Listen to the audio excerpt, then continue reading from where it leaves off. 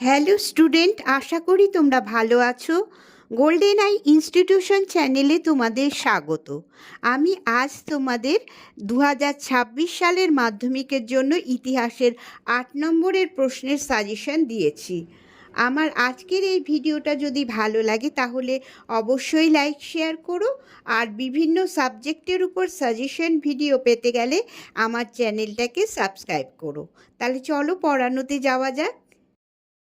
মাধ্যমিক 2026 ইতিহাস 8 নম্বরের প্রশ্নের সাজেশন। স্টুডেন্টস, তোমাদের ইতিহাস বইতে মোট 8টা চ্যাপ্টার আছে। এর মধ্যে থেকে প্রথম অধ্যায় মানে প্রথম চ্যাপ্টার থেকে আর অষ্টম অধ্যায়, এই দুটোর থেকে কোনো 8 নম্বরের প্রশ্ন আসে না। দ্বিতীয় আর তৃতীয় অধ্যায় থেকে একটা প্রশ্ন, চতুর্থ এবং পঞ্চম অধ্যায় থেকে একটা প্রশ্ন, আর ষষ্ঠ আর সপ্তম অধ্যায় থেকে একটা প্রশ্ন থাকে। তাহলে মোট 3টে প্রশ্ন থাকলো।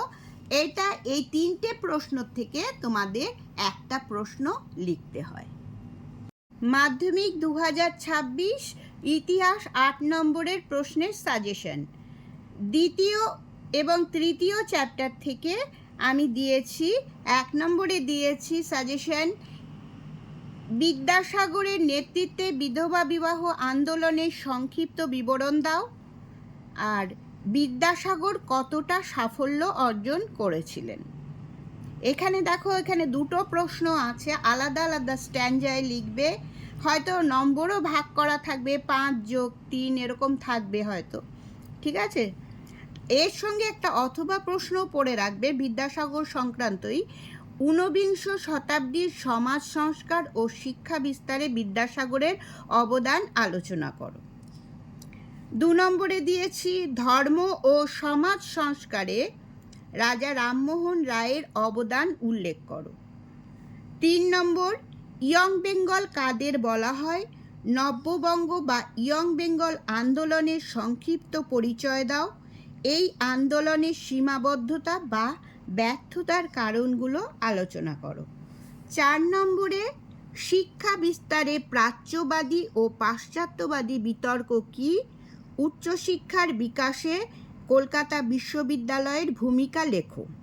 আর 5 নম্বরে দিয়েছি, খুব ইম্পর্টেন্ট প্রশ্ন এটা, বাংলার নবজাগরণের প্রকৃতি আলোচনা করো, এর সীমাবদ্ধতা কী ছিল।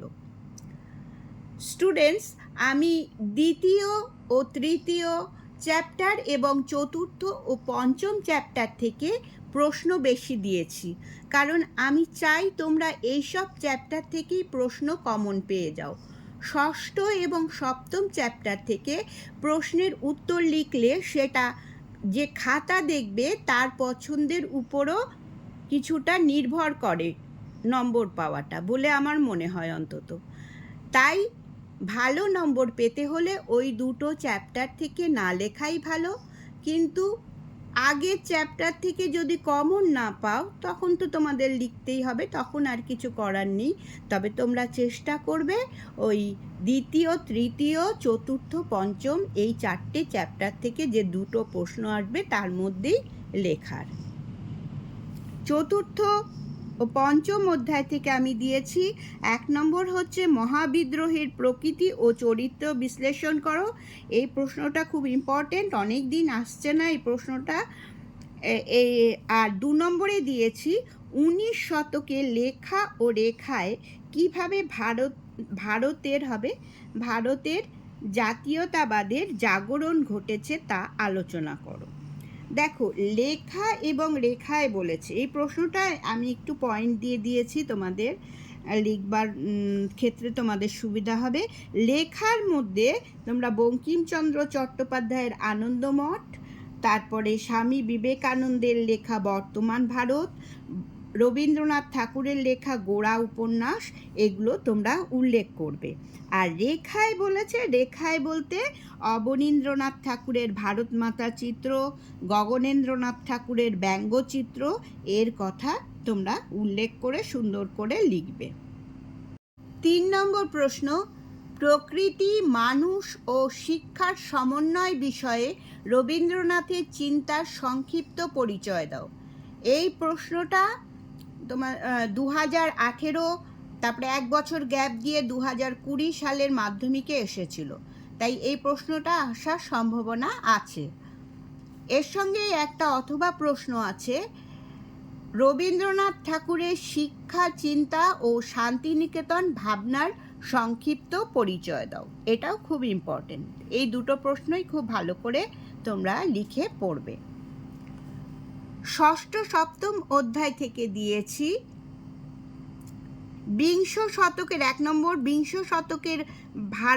শতকের ভারতের উপনিবেশ বিরোধী আন্দোলনে বামপন্থীদের ভূমিকা আলোচনা করো। 2 নম্বর, বারদৌলি আন্দোলনের একটি সংক্ষিপ্ত বিবরণ দাও। এই আন্দোলনে ভূমিহীন কৃষক শ্রেণী ও কৃষি শ্রমিকদের স্বার্থ রক্ষা কতটা সফল হয়েছিল আলোচনা করো। আর 3 নম্বরে যেটা দিয়েছি সেটা হচ্ছে ভারত ছাড়ো আন্দোলনে শ্রমিকদের ভূমিকা বিশ্লেষণ করো। ওয়ার্কার্স অ্যান্ড পেজেন্টস পার্টি সম্পর্কে একটি টিকা লেখো। টেক্সট বইতে এগুলো খুব সুন্দর করে লেখা আছে, এই টিকাটা তোমরা ওখান থেকেই পড়তে পারবে। আর প্রতি বছরই মনে হয় দুটো প্রশ্ন ইম্পর্টেন্ট থাকে, সেই জন্য অতিরিক্ত প্রশ্ন হিসাবে এই দুটো প্রশ্ন দিয়েছি। এগুলো স্কুলেও তোমরা অবশ্যই লিখেছো নিশ্চয়ই। 1 নম্বর প্রশ্ন, নীল বিদ্রোহের কারণ ও ফলাফল আলোচনা করো। 2 নম্বর হচ্ছে সাঁওতাল বিদ্রোহ কেন হয়েছিল, এই বিদ্রোহের ফলাফল বা গুরুত্ব আলোচনা করো। এটা তৈরি করে রাখবে।